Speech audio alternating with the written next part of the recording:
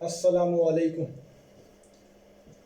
मेरी ये video CSS competitive examination के बारे में है और ये मेरी CSS के बारे में तीसरी वीडियो है। आज मैं आपको CSS के बारे में मज़ीद मालूमात दूंगा, जिनमें मैंने इम्पोर्टेंट पॉइंट्स यहाँ पर लिखे हैं। इनमें सबसे पहले मैं बताऊंगा एजुकेशनल क्वालिफिकेशन के बारे में, फिर नेशनैलिटी के बारे में, मैक्सिमम चांसेस के बारे में, qualifying marks in written examination और फिर qualifying marks in viva voce के बारे में।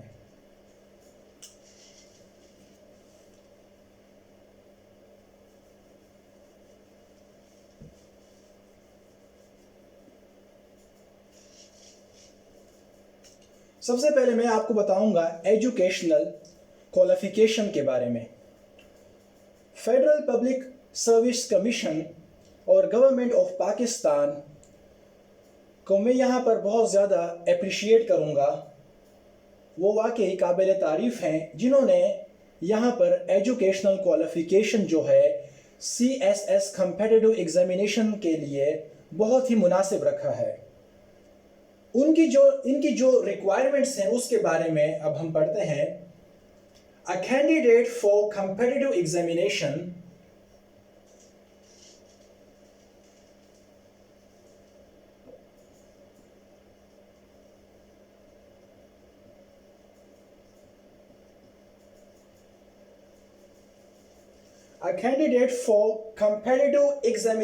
must hold at least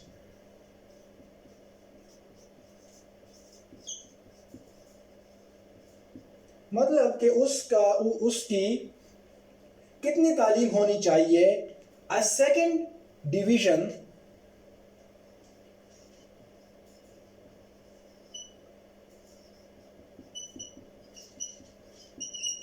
या तो सेकेंड डिवीजन और ग्रेड C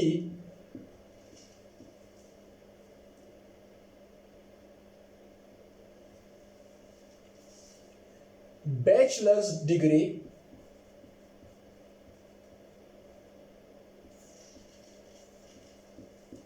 इन एनी फैकल्टी। ये बहुत ही ज़्यादा बेहतरीन है। मतलब ये गवर्नमेंट ऑफ पाकिस्तान चाहती है कि आप लोग के यहाँ पर कैंडिडेट्स को ज़्यादा से ज़्यादा मौके फराहम करें। अब इन्होंने क्या जो रिक्वायरमेंट लिखी हुई है, a candidate for competitive examination must hold at least a second division और grade C bachelors degree in any faculty. मतलब अगर आपके पास बैचलर की डिग्री है, उसमें आपने सेकेंड डिवीजन लिया है या ग्रेड C लिया हुआ है या किसी भी सब्जेक्ट में लिया है, तब आप CSS एग्जामिनेशन मतलब में अपेयर हो सकते हैं। यहाँ पर ये बात आपने हमेशा याद रखनी है। अगर आपने सिंपल BA किया हुआ है या आपने BSc किया है या आपने BBA किया हुआ है या BBA ऑनर्स MBA किया हुआ है और आपका एटलीस्ट सेकेंड डिवीजन है या ग्रेड C है इन एनी फैकल्टी किसी भी सब्जेक्ट में, तब आप CSS एग्जाम दे सकते हैं। ये इनके लिए कैंडिडेट्स के लिए बहुत बड़ी फैसिलिटी है।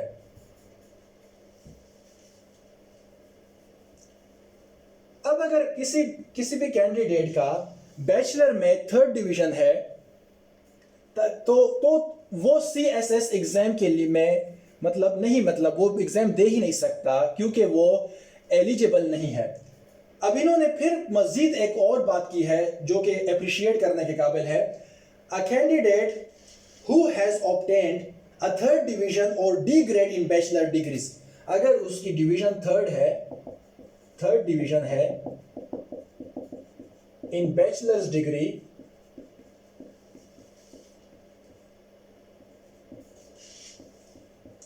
या हम कह सकते हैं D ग्रेड है, वो फिर shall be eligible for the competitive examination in cases where he has obtained a higher division or grade in master's degree। अगर उन्होंने फिर मास्टर्स डिग्री में हायर ग्रेड ले लिया तब भी वो CSS एग्जाम के लिए मतलब उसमें वो अपेयर हो सकता है। अगर किसी भी कैंडिडेट का बैचलर डिग्री में 3rd डिवीजन है लेकिन वो फिर मास्टर्स डिग्री में 2nd डिवीजन लेता है या 1st डिवीजन लेता है, अच्छे मार्क्स लेता है, तो फिर वो क्या होगा, फिर वो CSS एग्जाम दे सकता है। ये भी एक पॉजिटिव बात है। अगर आपका मास्टर्स डिग्री में 2nd डिवीजन है, 1st डिवीजन है, 3rd डिवीजन नहीं है, तब आप CSS में आसानी के साथ आप इसके एग्जाम दे सकते हैं, कोई प्रॉब्लम नहीं है। इन्होंने जो कि एक बात याद रखें कि ये कॉम्पिटिटिव एग्जामिनेशन है। यहां पर वो कह सकते थे कि आपने जरूर PhD करनी है या आपने BBA ऑनर्स करना है या आपने MBA करना है या आपने इंजीनियरिंग करनी है। कोई इसके लिए इतनी बहुत बड़ी फॉर्मेलिटीज नहीं रखी फेडरल पब्लिक सर्विस कमीशन ने या गवर्नमेंट ऑफ पाकिस्तान ने। सिंपल आपने सिर्फ BA कर लें, 2nd डिवीजन भी अगर आपकी है, 2nd डिवीजन इतनी बड़ी बात नहीं है आजकल के दौर में, लेकिन वो फिर भी कह रहे हैं कि आप एग्जाम दे सकते हैं। तो CSS के लिए ये मैं समझता हूं बहुत बड़ी बात है जो कि हमें इनसे फायदा उठाना चाहिए। अब दूसरे नंबर पे आता है nationality.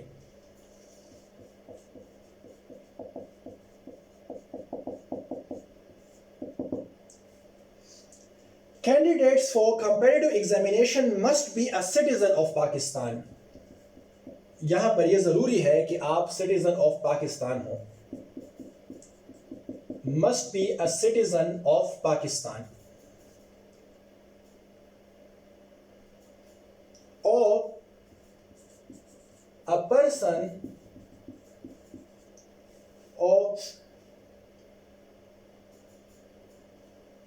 person deriving his nationality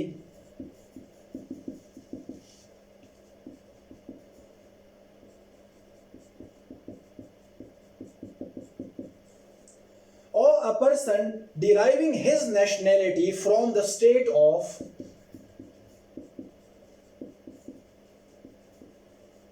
Jammu and Kashmir।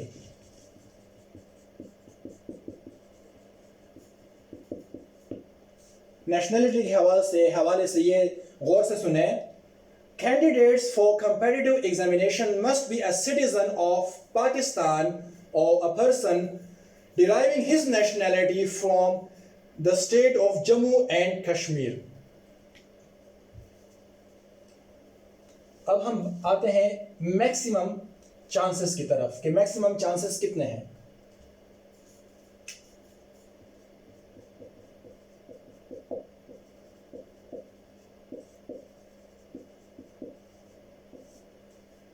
No candidate shall be eligible to avail more than 3 chances of the competitive examination। आप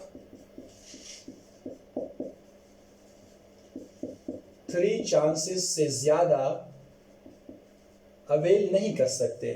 आपके पास मैक्सिमम जो है 3 चांसेस। आप एक बार फेल होते हैं, दूसरी बार आप टेस्ट एग्जाम दे सकते हैं, आप दूसरी बार फेल हो सकते हैं, आप फिर भी एग्जाम दे सकते हैं 2 बार। अगर आप 2 बार फेल हो गए, आप तीसरी बार भी एग्जाम दे सकते हैं, मगर 4 टाइम आप एग्जाम नहीं दे सकते।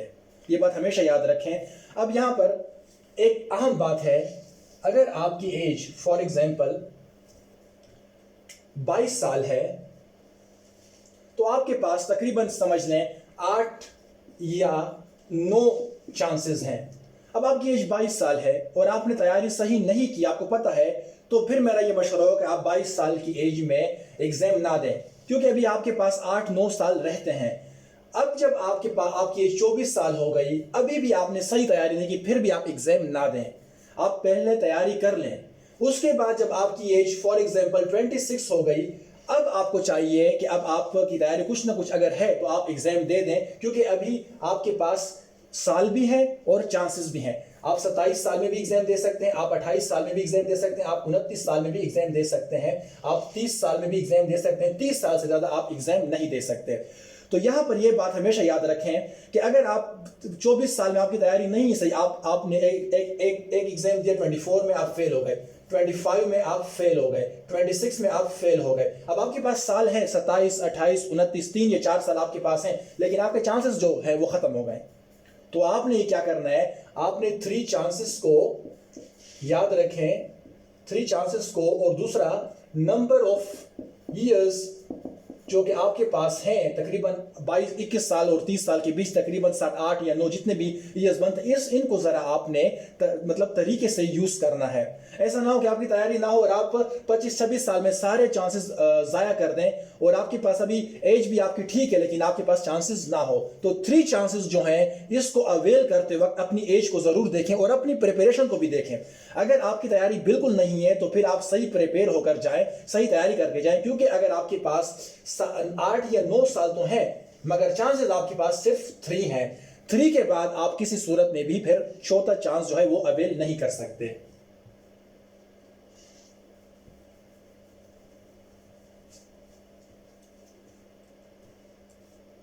अब हम आते हैं qualifying marks in written examination. A candidate who fails to secure at least 40% marks in any of the compulsory subjects, अगर आप फेल हो जाते हैं, fails to secure at least 40% marks, अगर आप 40% marks in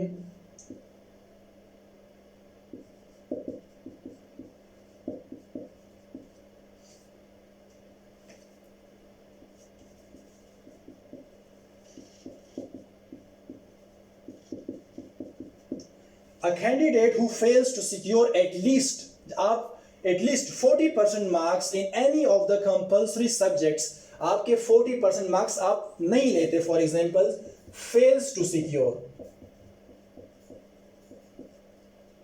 या 33% marks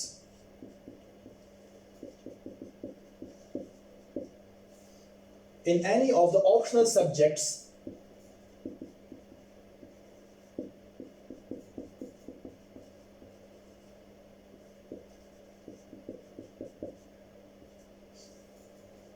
and 50% marks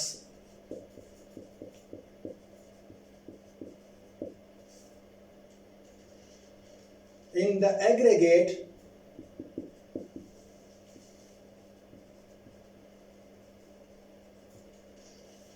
shall be considered to have failed in written examination and shall not be eligible for medical examination, psychological assessment and viva voce। अगर आपके 40% marks आप नहीं लेते compulsory subjects में, किसी तमाम कंपल्सरी सब्जेक्ट्स में, किसी एक सब्जेक्ट में भी अगर कंपल्सरी सब्जेक्ट में अगर आप 40% मार्क्स नहीं लेते, फॉर एग्जांपल आपके 6 सब्जेक्ट्स हैं कंपल्सरी, आपके 6 सब्जेक्ट्स हैं टोटल, उनमें आपको हर एक सब्जेक्ट में 40% मार्क्स लेने पड़ेंगे। अगर किसी एक सब्जेक्ट में भी आपका 40% से कम मार्क्स आ गए, फॉर एग्जांपल 38 आ गए, तब जो है आप पास नहीं है बल्कि आप फेल हैं। इसी तरह 33% marks in any of the optional subjects, ये ऑप्शनल सब्जेक्ट टोटल 6 सब्जेक्ट्स हैं, और आप किसी भी सब्जेक्ट में, एक सब्जेक्ट में भी 33% से मतलब से कम मार्क्स लेते हैं किसी भी एक सब्जेक्ट में, ऑप्शनल सब्जेक्ट में, तब भी आप फेल हो जाएंगे। आपने एटलीस्ट हर सब्जेक्ट में 33% मार्क्स जरूर लेने हैं इन एवरी ऑप्शनल सब्जेक्ट। और इसी तरह जब आप इन तमाम में 40% मार्क्स भी लेते हैं हर एक सब्जेक्ट में और 33% लेते हैं, फिर आपका एग्रीगेट भी 50% होना चाहिए। इसको समझाने के लिए मैं आपको एक एग्जांपल देता हूं।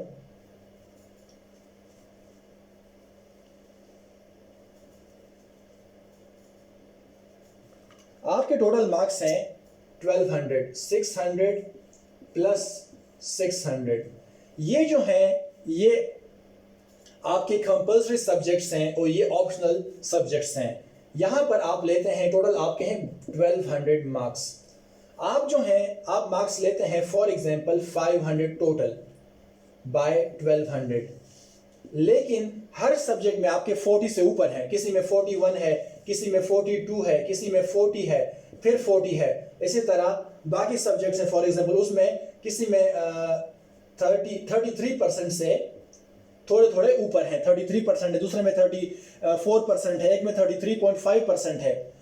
तो अगरचे आपने जो जो फर्स्ट टू बातें हैं कि आपने हर एक सब्जेक्ट जो है कंपल्सरी सब्जेक्ट में 40% मार्क्स जरूर लेने हैं कम से कम, इसी तरह ऑप्शनल सब्जेक्ट जो है उसमें 33% कम से कम आपने मार्क्स लेने हैं, लेकिन यहां पर आपके मार्क्स 500 बन रहे हैं। आपने ये 2 पॉइंट्स तो पूरे कर लिए, इसमें आप कामयाब हो गए हैं, लेकिन एग्रीगेट आपके मार्क्स 50% से कम यहां बन रहे हैं, तब आप फेल हैं, आप पास नहीं हैं, आप रिटन एग्जामिनेशन में पास नहीं हुए, इसलिए आपको मेडिकल एग्जामिनेशन या साइकोलॉजिकल असेसमेंट के लिए नहीं बुलाया जाएगा। इसके लिए जरूरी है कि आपके 50% मार्क्स हो एग्रीगेट बाय 1200, ये आपके मार्क्स हों, और ये जो है हर एक सब्जेक्ट में आपके 40 मार्क्स जरूर हो हर एक सब्जेक्ट में। फॉर एग्जांपल है कि आप एक में आपके 60 हैं, दूसरे में आपके 70 हैं, फिर आपके 80 हैं, लेकिन एक सब्जेक्ट में आपके 35 आ गए, तब आप फेल हो गए।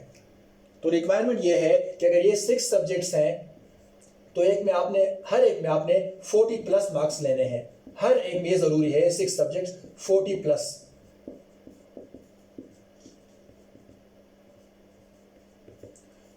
ये 6 सब्जेक्ट्स हैं, इनमें हर एक में आपने 40 या 40 प्लस से, अगर 40 है फिर भी आप पास हैं, 40 है फिर भी पास है, लेकिन 40 कम से कम 40 मार्क्स यहाँ पे मैं बता रहा हूँ, लेकिन ये आपने हर एक सब्जेक्ट में 40 प्लस लेने हैं या 40 लेने हैं। फॉर एग्जांपल आप यहाँ 90 लेते हैं, यहाँ आप 80 लेते हैं, यहाँ आप 75 लेते हैं, यहाँ आप 95 लेते हैं, यहाँ आप 90 फिर लेते हैं, लेकिन यहाँ पर आपके हैं 30 मार्क्स, तब क्या है, तब आप पास नहीं हैं। इसके लिए जरूरी है कि आपके हर सब्जेक्ट, इसी तरह ऑप्शनल सब्जेक्ट में भी यही बात है कि आपके हर सब्जेक्ट में 33% या इससे ज्यादा हो।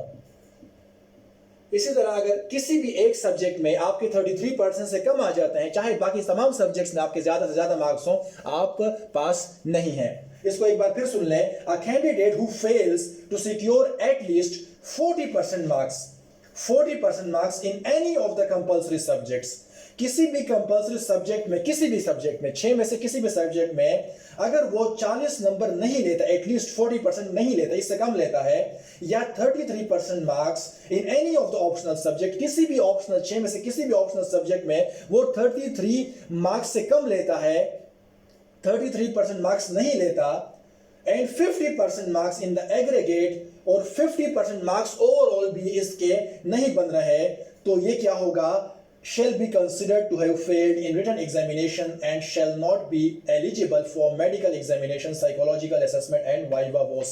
सबसे पहले आपके लिए फिर 3 पॉइंट्स हैं। 40 हर सब्जेक्ट में आपके 40 मार्क्स मिनिमम होने जरूरी है हर सब्जेक्ट में, और ये जो है कंपल्सरी सब्जेक्ट्स में, यहाँ पर आपके 33% मार्क्स जो हैं, 40% मार्क्स 33% मार्क्स जो है यहाँ पर ऑप्शनल सब्जेक्ट्स में आपके होने जरूरी हैं, 33% मार्क्स, और एग्रीगेट जो है ओवरऑल आपके 50% मार्क्स जो है वो हो, तमाम मार्क्स को मिला के आपके 50% मार्क्स जरूर बने, जो कि 600 बनते हैं। यहां पर मैंने 40 मार्क्स का है, 40 से मुराद यहां 40% है। अगर 100 मार्क्स का पेपर होगा तो आपने 40 मार्क्स आपके पासिंग मार्क्स है यहाँ पे, तो यहाँ मेरी मुराद जो है वो 40% है। 40 मार्क्स 100 में से 40% ही हुआ, तो यहाँ पर अगर 75 है फॉर एग्जांपल तो ये 40% होगा, 40 मार्क्स नहीं होंगे बल्कि 40% होगा।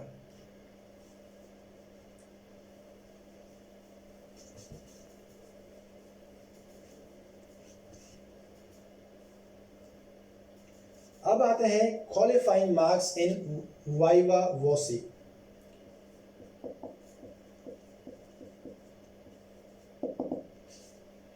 वाइवा वोसी जो है वो होगा shall be of 300 marks. Viva voce 300 marks का होगा। A candidate who fails to secure at least 100 marks